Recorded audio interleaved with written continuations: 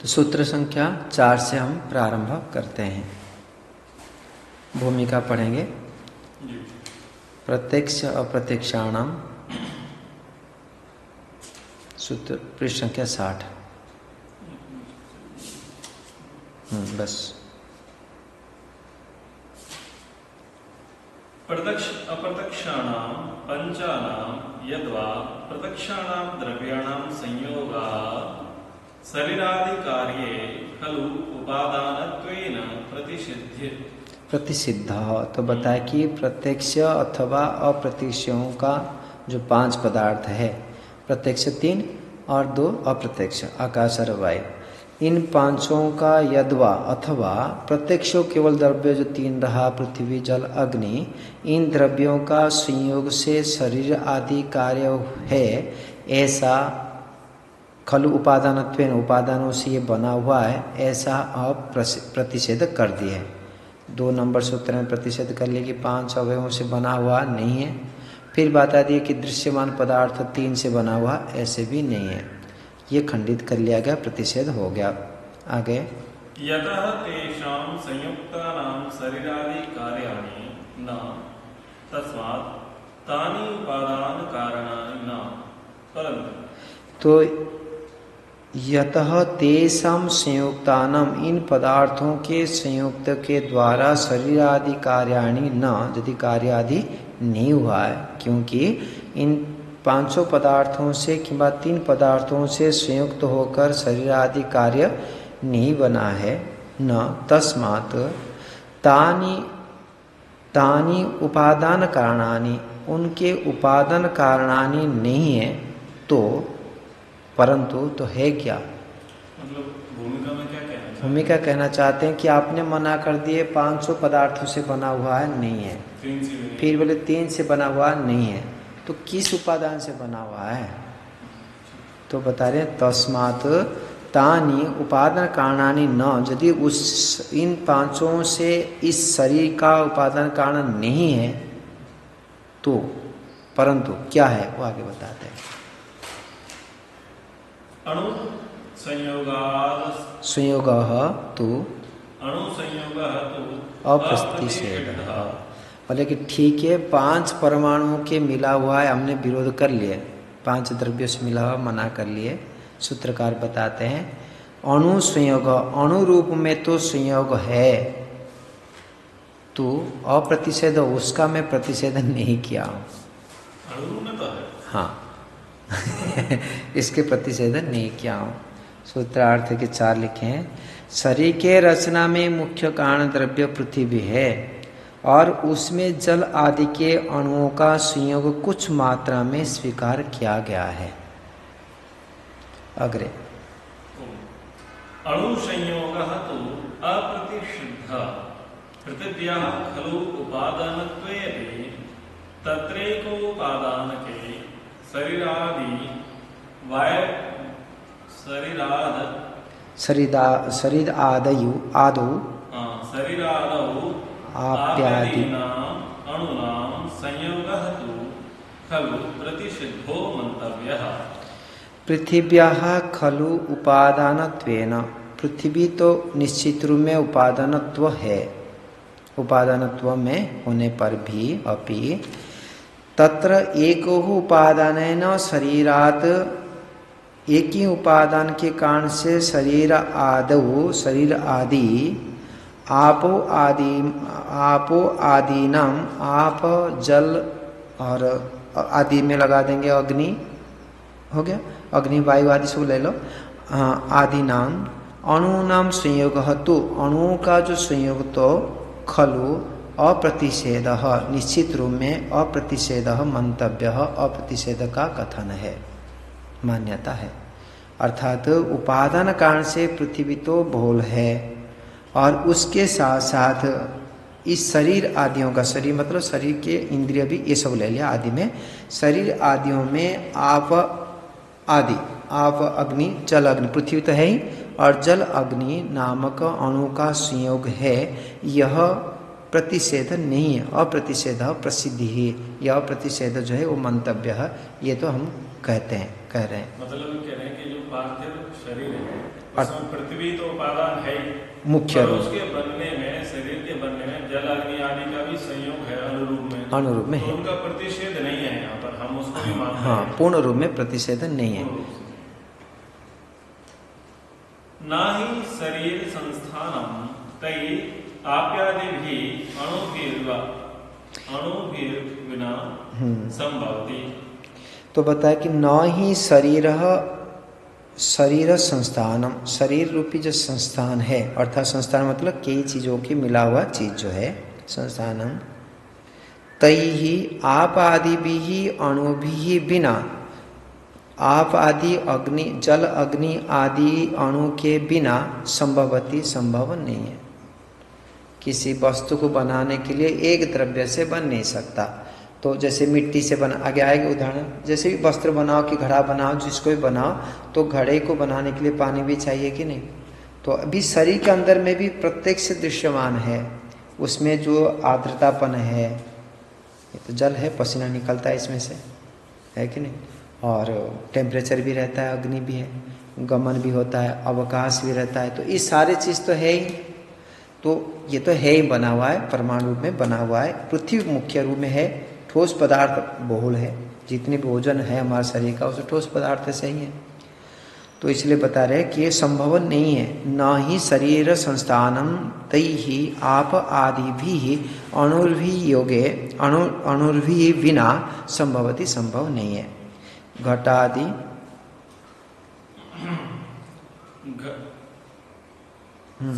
घटादि पार्थिव वस्तुवत, घटादि पार्थिव वस्तु के समान, ठीक है। घटा में जैसे आगे बताएंगे, घटो यद्यपि पार्थिवः परंतु तत्र घट संस्थाने जलादयो न विद्यन्ते, परंतु तद अणूनां उपष्टम्भकत्वेन तु तत्र भवितव्यम् एव। हाँ, जैसे कि जो बताया कि घड़ा के समान भी ये शरीर होता है। घड़ा तो एकदम शुष्क दिखाई देता है ना, सूखा घड़ा जो होता है वो शुष्क दिखाई देता है, एकदम सूखा दिखाई देता है।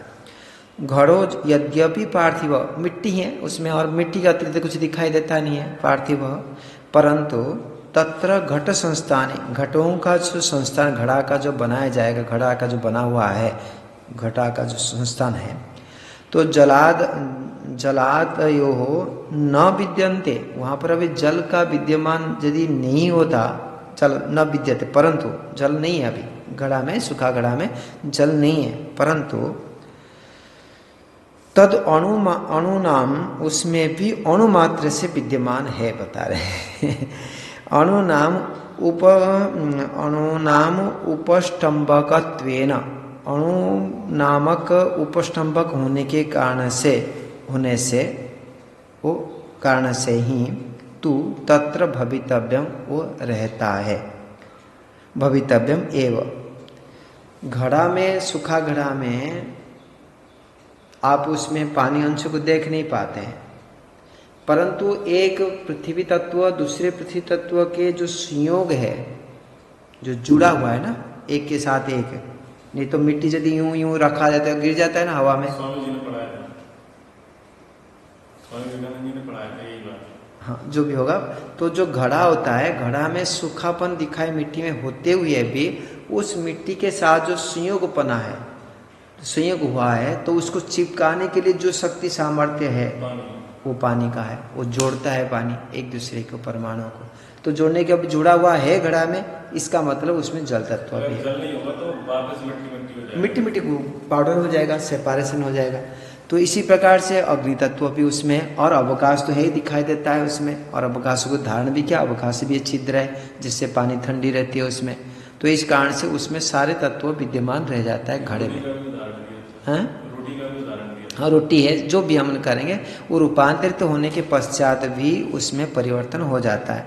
तो ये इसलिए मुनि जी बता रहे हैं कि परंतु तत्र घंटा संस्थाने जलादेव न विद्यते, वो नहीं दिखाई देता है, परंतु तद अणु नाम उपस्तंभकत्वेन, उस अणु का स्तंभ आकार में खड़े होने के कारण से, रहने के कारण से ही तू तत्र भवितव्यम, तब ही घड़ा बन पाया है और घड़ा रह पाया है। एवं तथैव शरीरादौ खलु अपि तद अणुनाम उपष्टम्भकत्वेन अवश्यम भवितव्यम ही। इसी प्रकार से ही शरीर आदो, शरीर आदि में, शरीर आदो में क्या लेंगे? शरीर, इंद्रियां और मन में क्या रहता है? मन रह जाएगा। शरीर, इंद्रिय, मन। विषय तो बाहर आया, अभी शरीर इंद्रिय ही चल रहा है। आदि में शरीर के लेंगे, विषय नहीं। शरीर आदो खलु अपि तद अणुनाम उपष्टम्भकत्वेन, अणुओं का उपष्टम्भकपना होने के कारण से, केन अवश्यम भवितव्यम, अवश्य ही विद्यमान है। न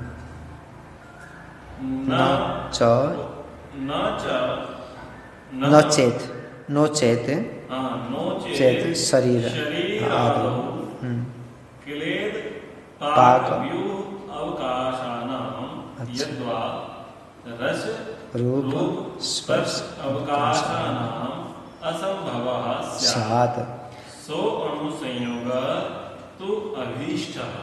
ठीक है, ये सीधे सीधे बता दिए। न चेत, यदि हमने ऐसे नहीं मानेंगे, परमाणु नहीं ऐसे मानेंगे, तो खाली पृथ्वी से ही बना हुआ है, पृथ्वीमय है, ये पृथ्वी से ही बना हुआ है, ऐसे माने तो ठीक है। न चेत शरीर आदो, शरीर आदि, क्लेद, क्लेद मतलब गिलापन, जो कि चिपकापन, गिलापन जैसे पसीना निकलता है, हाँ गिलापन है ना इसमें, नहीं तो सूखा सूखा हो जाता, चमड़े भी सूखा सूखा हो जाता, सूखा सूखा मतलब हार्डनेस हो जाता, ड्राई जैसे कपड़ा है, कपड़ा जो है, कपड़े में भी कुछ गिलापन रहता है, चलन से रहता है, तब वो आराम लगता है, स्मूथ लगता है, नहीं तो टाइटनेस जैसे होता है ना, ठंडे के दिन में फट जाता है, उसी प्रकार से जो पैर में होता है सूखापन अधिक, तो ऐसे हो जाता, तो ऐसे नहीं है। तो ये हो गया क्लेद, पानी वाला होता है। पाक अग्नि, उसमें होता है, उसमें हजम होता है, हमारे भोजन हजम होता है, तो अग्नि है। हाइड्रोक्लोरिक एसिड फॉर्मेशन होता है, सड़ा उसको पचाता है ना भोजन को, तो शरीर में अग्नि भी विद्यमान दिखाई दिया। फिर बिहू अर्थात बिहू बनाना, कोई रचना करना, जैसे कि खाना खाते हैं हमने तो उससे रचना बनता है, खून हड्डी आदि बनता है, प्लस जो गर्भाधान संस्कार से बिहू रचना करना, हाँ रचना करने के सामर्थ्य है, वो किसका गुण है? कौन सा द्रव्य के कारण बिहू बनता है? बिहू, हाँ किससे बनता है? किसी चीज को रचना करते हैं तो उसमें कौन सा द्रव्य का, किस द्रव्य का काम रहता है? जल का, मुख्य रूप में जल जो है उसको मोड़ ताड़ करने के सामर्थ्य रखता है, और वायु भी बिहू का कारण बनता है। अग्नि तो सुखाता है, उसको टाइटनेस करता है, अग्नि तो तोड़ेगा। हाँ मतलब अग्नि का भी काम है, वो सारे बिहू का काम भी इन पंच महाभूतों के कारण से ही होता है। तो बता दिए क्लेद पाक बिहू अवकाशानाम, ठीक है। बिहू मुख्य रूप में वायु का ही लिया गया है यहाँ पर। अवकाशानाम, अवकाश जो आकाश का नाम, यद्वा रस रूप स्पर्श अवकाशानम संभव स्यात्, तब ही इसमें रस भी है, रूप भी है, स्पर्श भी है, अवकाश भी है। नाम असंभव स्यात्, यद्वा, नहीं तो यदि ऐसे नहीं होता तब ये रस रूप स्पर्श अवकाश नाम असंभव हो जाता। सो अणुसंयोग तो अभीष्ट, इसलिए अणुसंयोग तो अभीष्ट है ही। इसमें प्रश्न उठता है अणुसंयोग क्यों माना गया? बहुत सारे निचोड़ेंगे पानी निकलेगा शरीर से, खून से भी पानी है सब पानी है, फिर भी अणुसंयोग क्यों बताया गया? अणुसंयोग इसलिए बताया गया क्योंकि प्रधानता उसमें जो है पृथ्वी की है, और पृथ्वी की अपेक्षा से अन्य पदार्थ जो है वो अणुरूप ही है। अगर पृथ्वी के पार्थिव तत्व के 10% भी होता तो फिर अणुसंयोग ना बोलते। अब चलो जल के लिए आप मान लेते हैं शरीर में 71% जल है, फिर अग्नि को क्या करेंगे? उसका परसेंट कम है। वायु का क्या करेंगे? उसका परसेंट कम है, इसलिए उनको अणुसंयोग कहा गया। अगर इनका परसेंट 10 होता और पार्थिव कहीं 50 होता तब तो भी निश्चित नहीं रूप से ये शरीर की संरचना तो तो आप इसी प्रकार से आप बता दें कि भाई नहीं, ये जो है वो जल प्रधान शरीर है, क्योंकि पृथ्वी आप कम बताए, पृथ्वी तो कम हो गई, 73% तो ये हो गई, तो आप प्रधान कर लो कि जल प्रधान शरीर है। ऐसे ना कहते हुए पृथ्वी प्रधान क्यों कहा गया? स्वाभाविक ही रीति है ना, इसमें जल भाग अधिक है, 73% है, ये विज्ञान मानता है, हम भी स्वीकार करते हैं। जितना हमारे शरीर में उतना ही हमारी धरती पर है। हाँ, यथा पिंड लगभग मान के चले 73 न हो तो 70 हो जाएगा, 65 हो जाएगा, कोई अधिक तो है ना जल। तो जल अधिक होते हुए भी इसको पृथ्वी अधिक क्यों बताया गया? इसमें क्या कमी है? विज्ञान एडवांस है कि हम पीछे हैं? विज्ञान एडवांस है, हम पीछे हैं। नहीं, ये विज्ञान एडवांस है। हाँ, विज्ञान बाद में। इनने जो जल मानते हैं जिसको, वो जल नहीं है, वो पृथ्वी है। ठीक है, वो पृथ्वी में रस होते हैं, षड्रस जी, जैसे पृथ्वी में षड्रस होते हैं, ऐसे वो अंदर सारी संरचना रस, रक्त, मांस, मेद, मज्जा, अस्थि और वीर तक। तो पृथ्वी में जो ये शरीर आदि में जो आज दुनिया में हम जल जिसको मानते हैं, और एक और बात चल रही, अगर इसमें 71% पानी होता तो खून की जगह पानी निकाल दे, कहीं से टोटी तो कहीं से लीक कर लेते, भाई यहाँ से पानी निकाल लेते। तो जो पानी, वही तो बता रहा हूँ, जो पानी के परमाणु का गुण क्या है और वो गुण कितने हैं, वो हम देख के हम जान सकते हैं। तो पानी के जो परमाणु है, जैसे हमने ये जो जल पीते हैं ना, जो पानी पीते हैं हमने, उस पानी में कितने पानी है वो देखो सही। तो जब आप विज्ञान के हिसाब से आप थ्योरेटिकल करेंगे, जिसको H2O बोलते हैं, हाइड्रोजन 2 और वायु से बनता है जल। पहले तो यही गलत है कि ये H2O पानी नहीं है। H2O में जो होता है, उसमें जो पानी बनता है वो दूसरे परमाणु उपादान उसमें मिला हुआ रहता है, तो पानी बन पाएगा। अभी उसको आविष्कार नहीं कर पाते हैं। फिर भी जो पानी आपको मिलता है, मैग्नीशियम, कैल्शियम, क्लोरीन, ये सब मिलता है, उसके अंदर में विद्यमान रहता है, जो सॉलिड पदार्थ रहता है, ठोस पदार्थ। तो उनको कंपेयर करें, जो पानी हम पीते हैं उसमें जल तत्व जिसके कारण से द्रवत्व होता है, जो शीतलता है, तो वो बहुत कम रहता है। तो हम जो जल के परमाणु कहते हैं, जिस परमाणु से रस जो कहते हैं, रस जिसको कहते हैं, वो बहुत कम रहता है इस जल में भी। अनेक अवयव अधिक है, क्योंकि सूक्ष्म दृष्टि से ऋषि मुनियों की मान्यता है। तो इसलिए पृथ्वीमय ही शरीर है। जल अधिक होते, जो जल अधिक कहा जाता है विज्ञान के दृष्टिकोण से, वो जल उसी प्रकार जल नहीं है। आगे चले, सूत्र संख्या 5। तत्र शरीरम द्विविधम योनिजम अयोनिजम च। अभी देखो, ये पृथ्वी शरीर जो बता दिए, ये तो पृथ्वी में स्थित शरीर का, हमारे शरीर का परीक्षण हो गया। ऐसे ही कुत्ते, बिल्ली, गाय, भैंस, इनका भी समझ में आ जाता है ये पृथ्वी में शरीर है। ठीक है, और इसके साथ साथ तो जो जलमय शरीर है, अग्निमय शरीर है, अग्नि वाला जो शरीर, अग्नेय शरीर है, और वायव्य शरीर है, और आप्य शरीर है। तो इन शरीर में भी उसी प्रकार से मानना होगा कि वहाँ पर वो चीज़ तो मुख्य रूप में विद्यमान है, क्योंकि सूत्र में ये जो पृथ्वीमय शरीर ऐसे नहीं कहा गया। सूत्र में क्या कहा गया? अनुसंयोग रहता है अन्य उनका, ये हम प्रतिषेधन नहीं कर रहे हैं। इसका मतलब क्या हुआ? इस पृथ्वी में स्थित प्राणियों के जो शरीर है, इंद्रियां है, इंद्रिय के गोलक है, तो उस गोलकों इंद्रियों में तो निश्चित रूप में पृथ्वी अधिक है। जो जलीय जो प्राणी होते हैं उसमें जल अधिक है, पृथ्वी अग्नि आदि अणुमात्र से विद्यमान है। अग्नेय शरीर में अग्नि प्रधान रहता है और बाकी निमित्त है। जैसा आप बता रहे थे, मछली जो जलीय मछली दिखा रहे थे, बता रहे थे कि उसमें थोड़े से चक्षु आग कालापन पृथ्वी था, बाकी सारे पानी के पानी ट्रांसपेरेंट था, कोई हाडी नहीं, कुछ नहीं उसके अंदर में। तो उसी प्रकार से ये जलीय शरीर था, तो उसी प्रकार से अग्नि शरीर भी होता होगा, तो अग्नि प्रधान रहता होगा और थोड़ी बहुत कुछ पृथ्वी रहता होगा। संरचना भी वहाँ के हिसाब से अलग रहेगी। हाँ, तो उसी वस्तु के हिसाब से ही लगेगा। तो इस पर हम संकल्पना कर लेते हैं टीवी को देख करके, जैसे शक्तिमान नाटक आता था, आजकल शुरू कर दिया है। हाँ, तो उसमें वो अग्नि शरीर दिखाया जाता, तो अग्नि के जैसे ही चलता था। अच्छा, जल रहा था, चल। अग्नि की जैसा चलता हुआ शरीर, आग्नेय शरीर। अच्छा, तो हम ऐसी संकल्पना कर पाएंगे ना, अपने जैसे समझ पाएंगे, जलीय में समझेंगे। हाँ, जलिए तो हम देखें ही, प्राणी को तो देखे ना हमने बोतल में। वो नहीं, तो जलीय मनुष्य में वो ऐसे ही सोचते, जलीय मनुष्य। और नहीं, मनुष्य जलीय कैसे होगा? जलीय शरीर की संरचना, संरचना, मनुष्य संरचना, क्योंकि हमारी तो सोच वहीं तक सीमित है ना।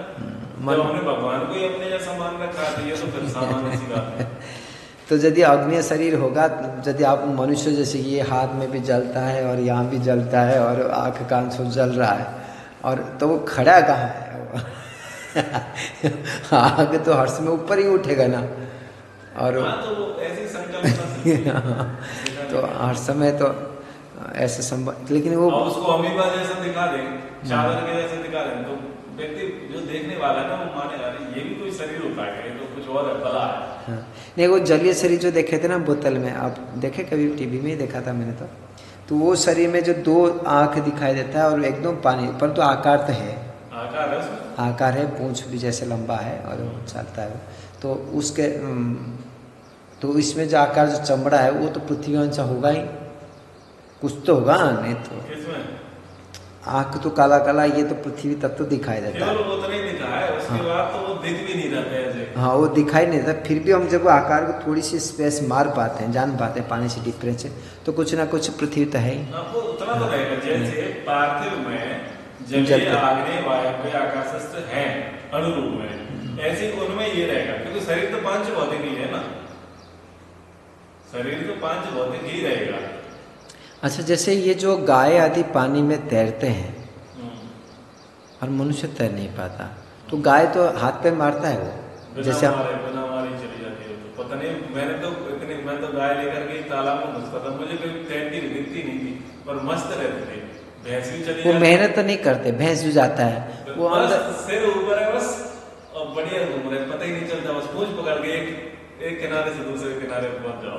तो ये बता रहा हूँ, वो तो उसके तो कुछ पैर हाथ हिलता नहीं है। हाँ, जैसे हम लोग करते हैं ना, हाँ, पैर को अटका के रखते हैं, वो तो अटका के रखता है। कुत्ता तैरते हुए देखते हैं। हाँ, कुत्ता हाथ पे लगाता है, कुत्ता है, बिल्ली, बिल्ली कुत्ता, चूहे आदि जो घुस जाते हैं, वो तो फटाफट निकाल। कुत्ता है, चूहा है, ये तो तैरने का प्राणी नहीं है ये लोग तो। ये तुमने भैंस का है जो बता रहे हैं, छोटे बछड़े भी डाल दो, वो आराम से तैरता है उसमें। उसके पैर फटफटा, वो कहाँ फटफड़ाएगा? वो ऐसे चलता होगा, देख उसमें कितने भारीपन है, बहुत भारी, फिर भी वो कैसे रह जाता है? वो ईश्वर की संरचना। मतलब ये जो बना हुआ है संरचना जो है, तो नौका जैसे है उसका मतलब। तो आचार्य जी, एक सुई जो है, एक सुई को गिराते तो वो गिर जाती है, और इतना बड़ा जहाज नहीं गिरता। हाँ, बहुत बड़ा जहाज गिरता है, किलोमीटरों का, और बहुत सारा, मतलब वो एक मोहल्ला बस गया, एक कॉलोनी बस गया इसमें, पूरी इतना जहाज रहता है। वो भी तो अपने आप में एक अद्भुत चीज है कि सुई तो डूब गई, लेकिन जहाज नहीं डूबा। वो भी एक टेक्निक नहीं, मैं सोच रहा था कि उसमें वायु तो अधिक नहीं है वायु अधिक नहीं है, वो तरीका बनाने के तरीका जो है, वो ग्रेविटेशनल फोर्स को अटकाता है, वो खींचापन को अटकाता है। चलो आगे। तत्र शरीरेन्द्रियेषु हाँ, तो सूत्रार्थ क्या किया हमने कि यहाँ पर जो है वो शरीर दो प्रकार की है बताया। तत्र शरीरम द्विविधम, दो प्रकार के शरीर होता है। एक होता है योनिजम, योनि से उत्पन्न होने वाला, और एक अयोनिजम, और अयोनिज योनि से मतलब गर्भाशय में उत्पन्न होने वाला, और बिना गर्भाशय से उत्पन्न होने वाला। गर्भाशय को, अंडे को, जिसको भी कहो। तो ठीक है, तो सूत्र संख्या 5 में लिखा है, अनकार्य द्रव्य से, उन कार्य द्रव्यों से शरीर दो प्रकार के होता है। एक योनिज अर्थात माता पिता से उत्पन्न वाला, अयोनिज अमैथुन सृष्टि प्रारंभ से उत्पन्न होने वाला। तो शरीर, इंद्रिय और विषय, इनमें शरीर दो प्रकार का है, एक योनिज, एक अयोनिज। और दोनों में शरीर बताया। शरीर, इंद्रिय, विषय जो आया है, ये पहले सूत्र से आया है। तो भाष्य पढ़ेंगे ना, पढ़िए। तत्र शरीरेन्द्रिय विषयेषु शरीरम द्विविधम योनिजम अयोनिजम च। शरीरम खलु द्विविधम द्विप्रकारम भवति। तो यहाँ पर बताना चाहिए तत्र शब्द जो है यहाँ पर सूत्र में, तत्र शब्द किसको कह रहा है? तत्र शब्द कह रहा है जो पहला सूत्र में है उसको तत्र से लिया। यहाँ पर खाली शरीर को लेते हुए बताया नहीं, जो पृथ्वीमय शरीर है उसको लेके बताया नहीं। तो इन तीनों में से अर्थात शरीर, इंद्रिय और विषयों में से शरीर जो है वह द्विविध है, दो प्रकार के है, और योनिजम अयोनिजम। तो बता रहे हैं कि शरीर खलु द्विविधम द्विप्रकारम भवति प्रकार द्वयो खलु एकम योनिजम, जो एक प्रकार जो है दो से, एक योनिजम है योनि से उत्पन्न होने वाला, दूसरे की प्राणी योनिजम प्राणी शरीर है। हाँ पढ़ना बाकी। प्रकार द्वये खलु एकम योनिजम प्राणी शरीरे शुक्र शोणित सन्निपात स्थानम योनि तत्र जातम अंडज जरायुजभ्याम बहिर्गमनशीलम यद्वा अंडज जरायु पुष्टिगतम योनिजम। योनिजम उसको कहते हैं प्राणियों के शरीर से शुक्र शोणित सन्निपात स्थानम, शुक्र और जो शोणित का मिला हुआ जो स्थान है योनि है, तत्र जात मंड जरायुभ्याम, हाँ अंडजातम वो जो उत्पन्न होता है वो अंडज भी होता है और शरीर वाला होता है, जरायुजु बहिर्गमनशीलम जो बाहर गमनशील है, मतलब अंडे से किंबा गर्भाशय से जो उत्पन्न होने वाला होता है। बहिर्गमनशीलम यद्वा अंड जरायुओ पुष्टिगतम, अथवा इसको ऐसा अर्थ करो, अथवा अंडा से और जरा से अर्थात शरीर से गर्भाशय से पुष्टि होने वाला होता है, उसको कहते हैं योनिजम। ठीक है। हाँ तो ये तो योनि में उत्पन्न होने वाला हो गया जरायु। हाँ। और एक अंडा है जो अंडे के द्वारा बाहर, वो योनि में ही रहता है, रहने के बाद अंडे से निकलता है, जैसे भी निकलना तो अलग प्रकार के, लेकिन पुष्टि होता है योनि में, तो इसी कारण से योनिजम कहा गया। दोनों को योनिजम कहा है। हाँ हाँ अंडज को और उसको दोनों को, मतलब सीधे सीधे जो माता पिता के संयोग से बनता है ना वो सारे योनिजम हैं, तो वो बात को बता रहे हैं। और अंडज इसीलिए बताया कि अंडज, हाँ दोनों को दोनों गर्भाशय में बनता है ना, इसी कारण से। द्वितीयम तद भिन्नात् जातम अयोनिजम शरीरम अयोनिजम आप्यम वरण लोके तैषम आदित्यम लोके वायव्यम मरुत लोके पूर्व मुक्तम यथा। द्वितीयम तद भिन्नाः जातम जो कि अयोनिजम, तो द्वितीय प्रकार के जो भिन्न प्रकार के जो कि अयोनिज, जो योनि से अतिरिक्त है। शरीरम अयोनिजम आप्यम जल से होगा, और वरुणलोके जो कि वरुणलोके में होता है। दूसरे ये भी होते हैं ना जो बारिश होते हैं,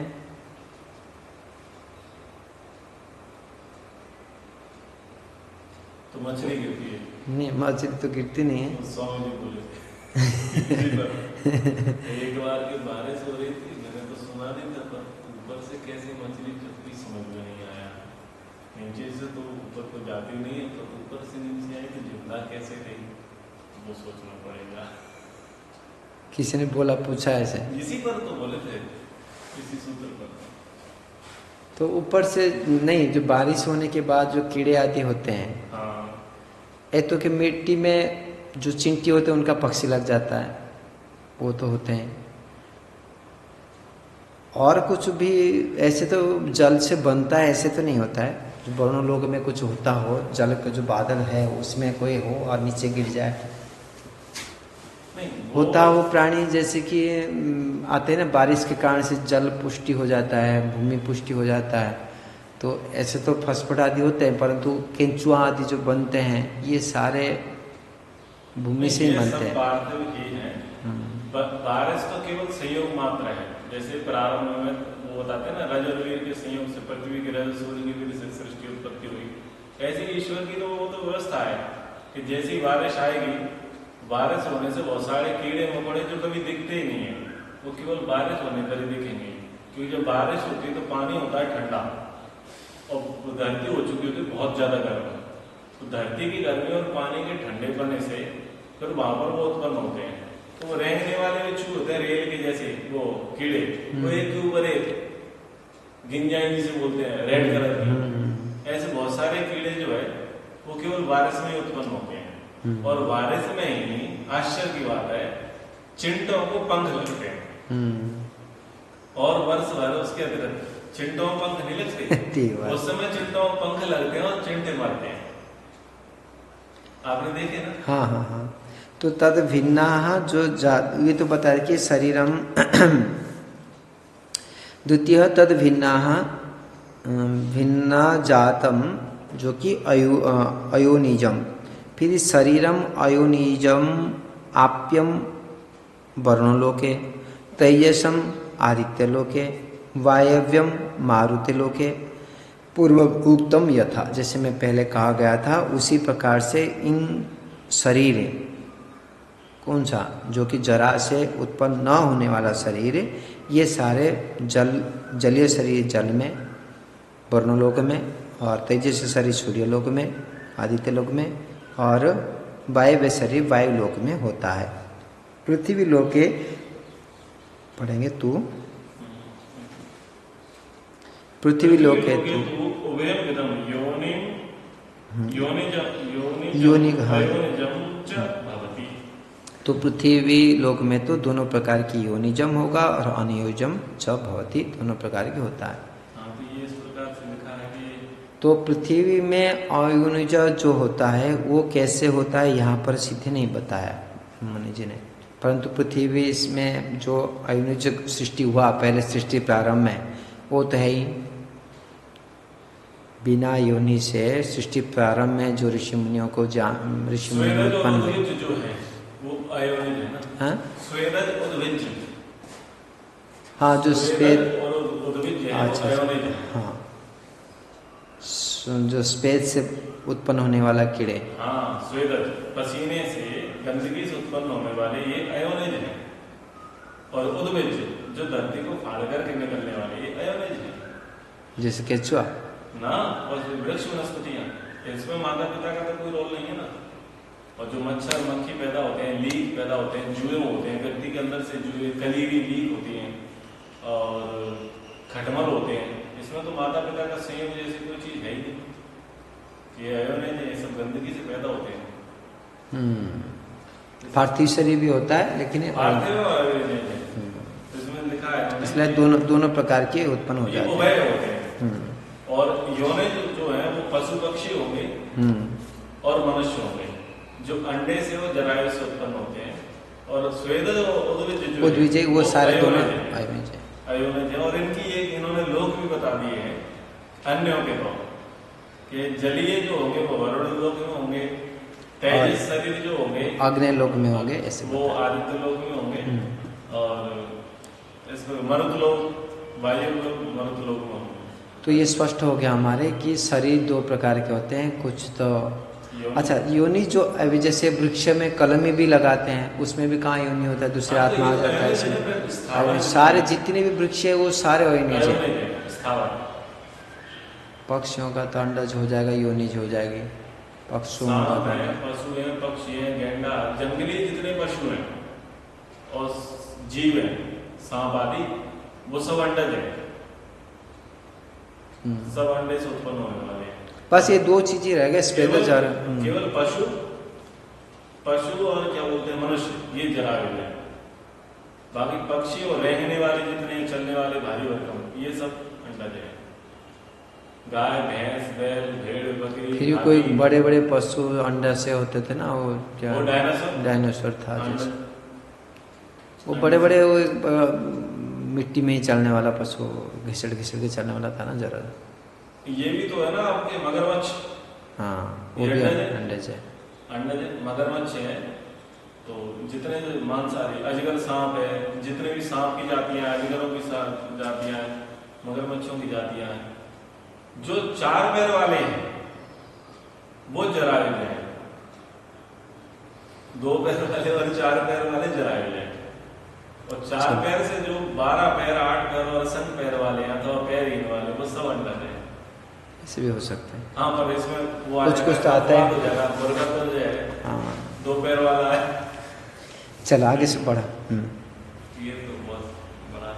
पार्थिव शरीर। हाँ पार्थिव शरीरस्य अयोनिजत्वे परिकर्म निर्दिश्यते। हाँ, तो पार्थिव शरीर का जो अयोनिजत्वे परिक्रम है, अयोनिजपना जो पार्थिव शरीर है उसको परिक्रम करते हुए आगे बता रहे हैं। सूत्र संख्या 6। तो आचार्य जी स्वामी दयानंद जी के विषय में लोग आक्षेप करते हैं कि स्वामी जी ने दर्शन कब पढ़े? कब पढ़े, कहाँ से पढ़े ऐसे?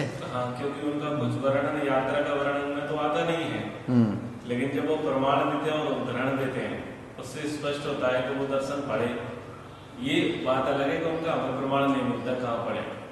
तो जब उनसे वो पूछा गया कि क्या अग्नि में भी शरीर होते, बोले होते, तो ये वैश्विक दर्शन से ही तो उन्होंने दिया, और सत्यार्थ प्रकाश में तो वैश्विक दर्शन पूरा लिया ही है उन्होंने। नहीं, सारे दर्शन तो पढ़े थे, कब पढ़े ये कहना अनुचित होगा। नहीं, ज्यादा प्रमाण मिलते नहीं, किसके माध्यम से कहाँ पर पढ़े। नहीं, यदि हम स्वामी विरजानंद जी जब व्याकरण पढ़ा रहे थे तो वैदिक शास्त्रों का तब उन्हें बताए होंगे। ये वैदिक शास्त्र पढ़ना शुरू किया उन्हें, वैदिक शास्त्र को जाने तो दर्शन को तो जाने कि दर्शन होता है, तो दर्शन को पढ़ सकते हैं। इसमें क्या आपत्ति, संस्कृत भी जान थे, विद्वान थे, तो पढ़ सकते हैं, समझ सकते हैं, इसमें कोई आपत्ति है। दर्शन को तो संस्कृत के बाद में ही पढ़ने के लिए विधान भी किया महर्षि ने, तो वैसे ही पढ़ सकते हैं। चलो सूत्र करो, सूत्रार्थ करो, समझो। अनियत दिग्देश पूर्वकत्वात् धर्म विशेषाच्च सामाख्या भावाच्च संजया आदित्वात् संति अयोनिजाः। तो 4 सूत्रों को एक सूत्राकार में माने, 5 सूत्र है। फिर बताए कि अनियत दिश पूर्वकत्वात्, जिन कर्मों का फल देने के लिए अभी स्थान और दिशा निश्चित नहीं हुआ है, जिन कर्मों का फल देने के लिए अभी दिशा और स्थान निश्चित नहीं हुआ है। फिर बताया कि धर्म विशेषाश्च,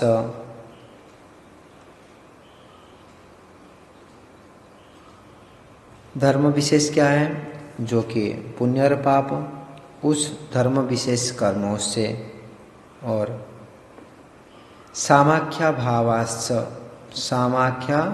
सामाख्य अभावाश्च, आदि सृष्टि में ऋषियों के नाम यौगिक होने से, ना ये तो संज्ञा है आदित्वात्, ये अर्थ हो गया। तो ये दोनों हो जाएगा अनियत दिग दिशा पूर्वकत्वात् धर्म विशेषाश्च, धर्म विशेष से, और धर्म विशेष से मतलब कर्मों से, कर्मों का फल देने योग्य जो धर्म विशेष हो गया, उससे दिशा और काल के लिए अभी निश्चित नहीं होता हुआ,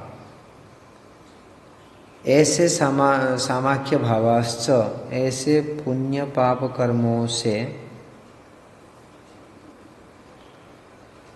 ठीक है। फिर इस संशय आदित्व, ये सामाख्य भावाश्च, सामाख्य भाव में तो दे दिए, इस प्रकार से आदि सृष्टि में ऋषियों का नाम यौगिक होने से, गुण कर्म अनुसार आदि सृष्टि में होने वाला मनुष्य, उस गुण कर्म स्वभाव के अनुसार आदि सृष्टि में होने वाले मनुष्यों के नाम पैदा होते ही ईश्वरकृत होने से,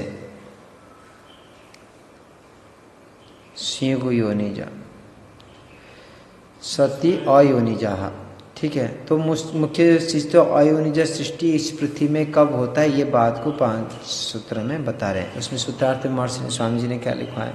2 प्रकार से लिखा है। अयोनिज शरीर होते हैं, उनका धर्म विशिष्ट तथा और स्थान निश्चित न होने से, और आदि ऋषियों का नाम ईश्वरकृत होने से, अन्य मनुष्यकृत न होने से, ये योनि शरीर वाले नहीं हैं, अयोनिज वाले ही हैं। तो अब लिखा है दूसरा, जो अयोनिज शरीर है उसका कोई भी दिशा या देश निश्चित नहीं है, भिन्न भिन्न स्थानों में हो सकते हैं और धर्म भी इनके अलग अलग होते हैं, किंतु शरीर होने से ये होते हैं। संज्ञा का भी आरंभ देखे जाने से अयोनिज शरीर भी होते हैं। दोनों एक ही प्रकार के हैं। देखो पंक्ति को देखो, अनियत स्पष्ट हो गई, किसको बताना चाहते हैं? आदि सृष्टि के जो मनुष्य है उनको बताना चाहते हैं। ये जो है वो अनियज है। हाँ, तो इसको बताया कि अनियत दिक दिशा पूर्वकत्वात्, जो जन्म होंगे उसका कोई स्थान और दिशा के पूर्वक अनियत न होने से, अनियत न होने से, अनियत होने से। धर्म विशेषाश्च, विशेष धर्मों का विशेषता को विद्यमान रखते हुए, मतलब अपने अपने कर्म के फल आधार पर देंगे धर्म, कोई काला होगा, कोई गोरा होगा, कोई कुछ होगा, ये धर्म विशेष भी दिखाई देता है, अर्थात तो पूर्व जन्म की कर्म है उसमें। फिर समाख्या भावाश्च, समाख्या भावाश्च, समाख्या भाव का अर्थ क्या किए? जो आदि सृष्टि में ऋषियों के नहीं, सामाख्या भाव का अर्थ क्या करेंगे? 3 में सामाख्या, आख्या मतलब तो नामकरण है, सामाख्या भाव, सामाख्या भावाश्च, सामाख्या भाव होने से, सम आख्या अच्छे प्रकार से नामकरण, पूर्व से नामकरण व्यवस्था होने से उसको ही बता दिए समझे। हाँ, आख्या मतलब सम्यक परिभाषा, सार्थक नाम होता है, और संज्ञाओं का नाम भी आदित्वात्, वो पहले से ही विद्यमान, वेद में विद्यमान होने से। सती अयोनिज, इसलिए उसका कोई नहीं है। यदि योनि से उत्पन्न होते हैं तो उसका माता पिता का नामकरण करते हैं, ऐसे नहीं, जो वेद पे नामकरण आता है उसका।